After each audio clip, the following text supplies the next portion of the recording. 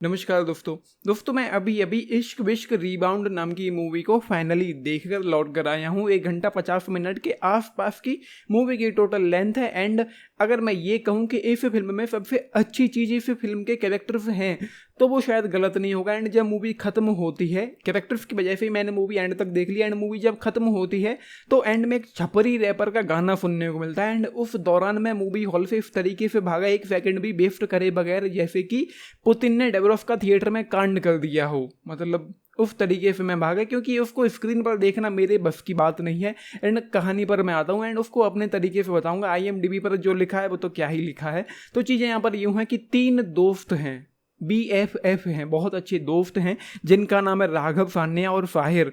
सान्या और फाहिर का आपस में चल रहा है, एक अफेयर चल रहा है, या मैं यूँ कहूँ कि लव स्टोरी चल रही है। राघव जो है वो सिंगल है, लेकिन राघव को भी जल्दी एक बंदी मिल जाती है।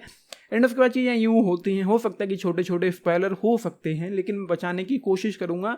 तो चीज़ें यूँ हो जाती हैं कि सान्या और फाहिर का जो रिलेशनशिप था वो ख़राब हो जाता है, दोनों अलग अलग हो जाते हैं। लेकिन उसका, सान्या का झुकाव बढ़ता है राघव की तरफ, जिसको प्ले किया है रोहित सराफ ने। एंड उससे पहले रोहित सराफ का भी एक अफेयर हो चुका था, लेकिन वो भी टूट गया, उन दोनों का भी टूट गया।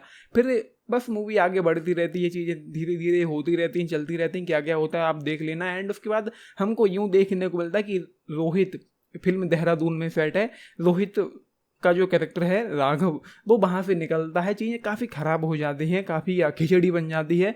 वो वहाँ से निकलता है, मुंबई पहुँचता है। एंड राघव जो है वो देहरादून में भी कुछ प्लेस वगैरह लिखता था। एंड उसके बाद वो अपने पैशन को और आगे कंटिन्यू करता है। हालांकि इन चीज़ों को ज़्यादा अच्छे से दिखाया नहीं गया कि वो प्लेज वगैरह लिखता है। कुछ हो सकता है कि आपको पता भी ना चले कि उसने प्ले लिखे कब और कब वो क्या हो गया। तो मुंबई पहुँचता है एंड मुंबई पहुँचने के बाद वो एक कहानी लिखता है, एंड अपनी दोस्तों की, अपनी ज़िंदगी की कहानी लिखता है। एंड उसको एक प्रोड्यूसर को सुना देता है। वो प्रोड्यूसर उस कहानी को सुनकर इतना खुश हो जाती है, ये चीज़ एंड में देखने को मिलेंगी। वो प्रोड्यूसर, जिसका नाम यहाँ पर कुशा कपिला है, असली नाम उनका है, फिल्म में क्या नाम है नहीं पता, तो वो फिल्म प्रोड्यूसर उसकी कहानी को सुनकर, पढ़कर इतना खुश हो जाती है कि आंखों से आंसू टपकने लगते हैं। एंड फिल्म बनना शुरू हो जाती है। एंड इस मूवी में एक कैरेक्टर और है जो काफ़ी इंपॉर्टेंट था, मतलब राघव का जो लव लव था, जो रिया थी, जिसको प्ले किया है नायला गरीवाल ने।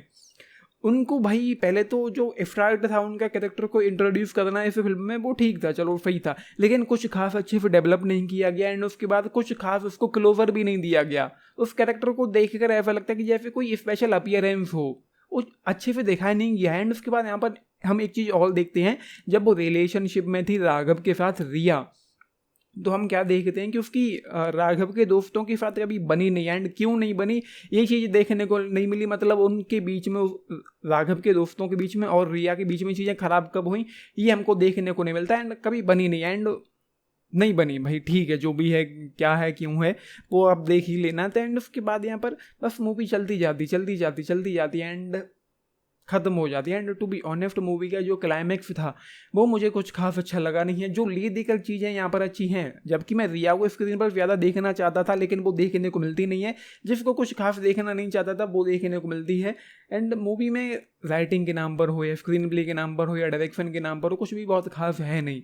बस कैरेक्टर्स जो हैं, जैसा कि मैंने कहा है, कैरेक्टर्स इंटरेस्टिंग हैं, उनमें एक बात है, उनमें एक फील है, थोड़ा बहुत इमोशन भी है, थोड़ी बहुत डेप्थ भी है, जो है थोड़ा बहुत है, डिसेंट है, तो उनकी वजह से मूवी दिख जाती है एंड तक। लेकिन एक वक्त धीरे धीरे वो भी आता, जब मैं इस मूवी से डिस्कनेक्ट होने लगा था। एंड क्लाइमैक्स में जो भी हो रहा था वो एक तरीके से मतलब बाउंसर सा चला गया। मैं यूँ कहूँ कि जो फिल्म की कहानी उसने लिख दी है, जो कहानी में क्या हो रहा है, कौन क्या है, किस तरीके के कैरेक्टर्स हैं, एंड जो रिया थी उसके पास वो गया था एंड में टूटा हुआ मग जोड़कर उसके पास गया था, फिर उसका क्या हुआ, मतलब जैसा कि मैंने कहा, रिया के कैरेक्टर को इस फिल्म में कुछ खास अच्छा क्लोजर दिया ही नहीं गया। एंड यहाँ पर एक चीज़ और थी, जब जो राघव है सान्या के साथ एक ट्रिप पर गया था एंड वहाँ पर एक शॉर्ट सर्किट हो जाता है। एंड शॉर्ट सर्किट होने के बाद उस जंगल में लाइट चली जाती है, बिल्कुल अंधेरा ही अंधेरा था चारों तरफ।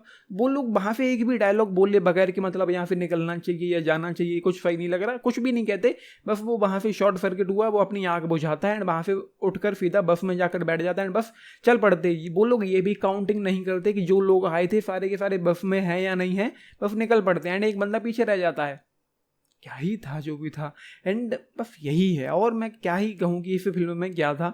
ले देकर बात ये है कि कैरेक्टर्स इंटरेस्टिंग है, एक्टिंग लगभग सभी ने अपनी अपनी अच्छी दी है। एंड यहाँ पर out of the ball technique का इस्तेमाल किया गया है। मतलब ये है कि रोहित का जो कैरेक्टर है राघव, वो कभी भी हमसे ऑडियंस से डायरेक्टली बात करने लग जाता है। जब आप मूवी देखेंगे तो आपको पता चलेगा। बाकी जो रोहित सराफ हो, पश्मीना रोशन का यहाँ पर उनको इंट्रोड्यूस किया गया है इस फिल्म में। जिब्रान खान का भी ये डेब्यू था। एंड उसके बाद नायला गरीबाल हो, तो एक्टिंग लगभग मुझे सभी की ही पसंद आई है। स्क्रीन प्रेजेंस मुझे नायला गरीबाल का ज़्यादा पसंद आया था पश्मीना रोशन के कंपैरिजन में। तो ये सारी चीज़ें जस्ट 2 स्टार आउट ऑफ 5 इस मूवी के लिए। मुझे यहाँ पर कुछ भी खास देखने को मिला नहीं है, टू बी ऑनेस्ट।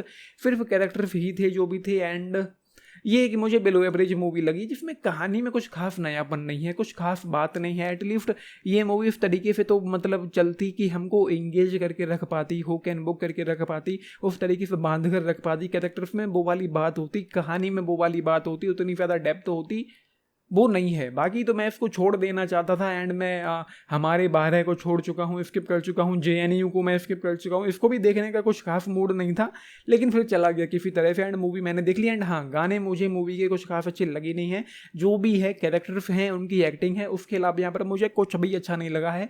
आपने मूवी देखी है, अपने टेक जरूर लिख के बताना। बाकी लाइक शेयर सब्सक्राइब भी करना चैनल को, वीडियो को। And this is Nitesh signing off, thank you.